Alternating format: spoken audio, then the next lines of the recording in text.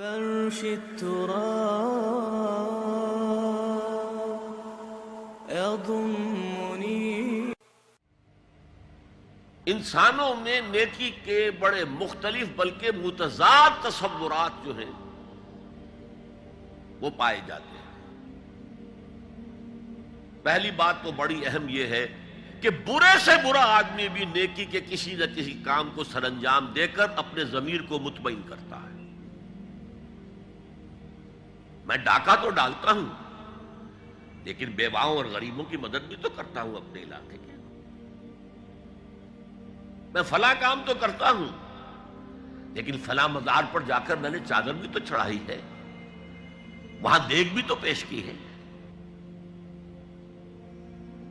اس کی وجہ کیا ہے؟ ابھی جس چیز کا ذکر ہو رہا تھا ضمیر، کانشنس، یہ انسان کی باطنی شخصیت کا ایک بہت اہم جز ہے. ضمیر کا لفظ اس معنی میں قرآن میں نہیں آیا، لیکن قرآنی اصطلاح ہے نفس لوامہ، وہ نفس جو اندر سے ملامت کرتا ہے. دیکھو تم نے جھوٹ بولا، تمہیں جھوٹ نہیں بولنا چاہیے تھا.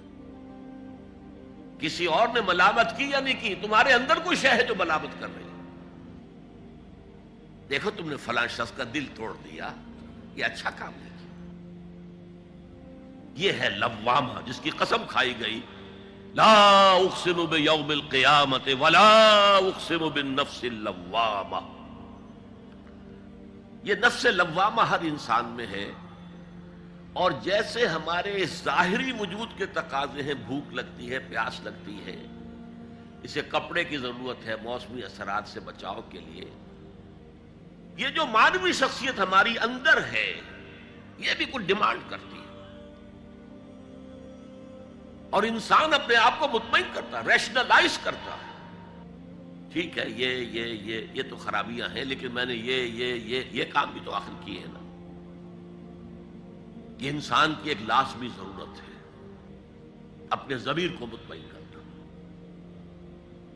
اب دیکھیے ہمارے ہاں کے مختلف طبقات میں مختلف تصورات ہیں نیکی کے جو رائج ہیں. ہمارے ہاں ایک مذہبی طبقہ ہے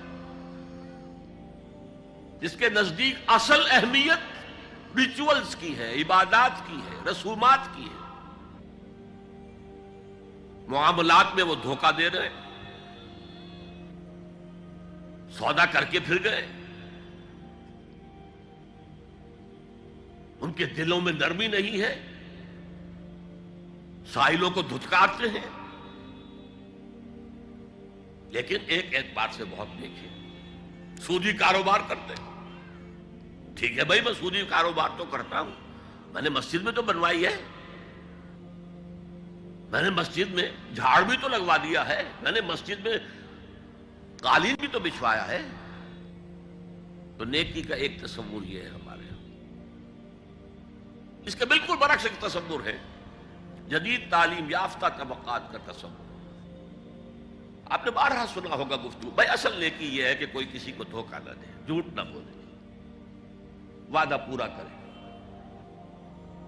اپنا فرض صحیح طور سے ادا کرے. کہیں ملازم ہے تو اپنے فرائض صحیح طور سے ادا کرے. باقی رہ گئی نماز روزہ، یہ تو انفرادی باتیں ہیں، یہ کوئی کرتا ہے تو اپنے لیے، نہیں کرتا ہے تو کوئی بات نہیں. یہ دونوں ایک دوسرے کے بالکل برعکس تصورات ہیں. اور یہ ہمارے معاشرے میں جدید تعلیم یافتہ طبقات کا تصور نیکی اور ہمارے قدیم علماء اور ان کے زیر اثر جو عوام ہیں ان کے تصور نیکی میں یہ زمین و آسمان کا فرق ہے. آپ کو معلوم ہے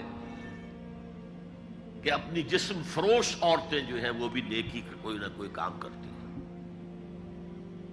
آپ دیکھیں گے محرم میں سیاہ کپڑے پہن کے جلوس کے آگے آگے جا رہی ہیں، سبیلیں لگا رہی ہیں. مختلف مزاروں میں جب عرس ہوتا ہے وہاں جاتی ہیں، دھمال کھیلتی ہیں، وہی سیاہ کپڑے پہن کے. وہ بھی اپنے آپ کو مطمئن کرتی ہیں. مشہور ہے ایک واقعہ شہنشاہ عالمگیر اورنگزیب کا. اس نے دلی میں گانے بجانے پر پابندی لگا دی. اب ظاہر بات ہے جن کا یہ پیشہ تھا ان کا دھندا ختم تو آمدنی ختم. لاکھ کوششیں کی لیکن اورنگزیب ٹس سے مس نہیں ہوا. پھر انہوں نے ایک عجیب ترکیب کی. وہ دریائے جمنا بالکل ساتھ بہتا تھا، یہ قلعہ اس شکل میں بنایا گیا تھا، اب تو ذرا فاصلے پر ہے. تو ایک کشتی میں وہ جمع ہو گئے، سازندے بھی اور ساز بھی اور گاتے بجاتے ہوئے. انہیں معلوم تھا فلاں وقت جو ہے بادشاہ جھروکے میں بیٹھ کر دریا کی سیر کرتا ہے، وہاں سے گزرے اور ایک شعر گاتے ہوئے گزرے. در کوئے نیک نامی مارا گزر نہ دارند، گر تو نمی پسندی تقدیر قضا. در کوئے نیک نامی، یہ نیکی جو ہے یہ اس کے کوچے میں ہمارا گزر ہی نہیں ہے. در کوئے نیک نامی مارا گزر نہ دارند، یہ تو اللہ کی طرف سے فیصلہ ہے، اس کی مقرر کردہ تقدیر ہے. گر تو نمی پسندی تغییر کل قضارا، اگر تجھے پسند نہیں ہے تو تقدیر بدل دے.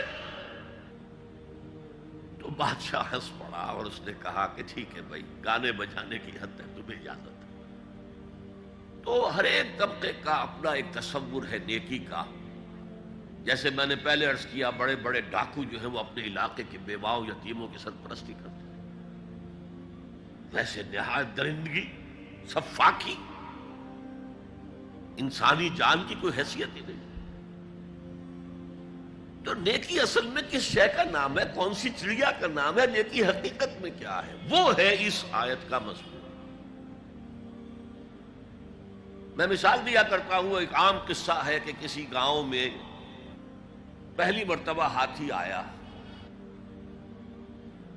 اب وہاں نابینا لوگ جو تھے انہیں بھی پتہ چلا ایک عجیب جانور آیا ہے. وہ آئے اور کسی نے اس کی ٹانگ کو ٹٹولا.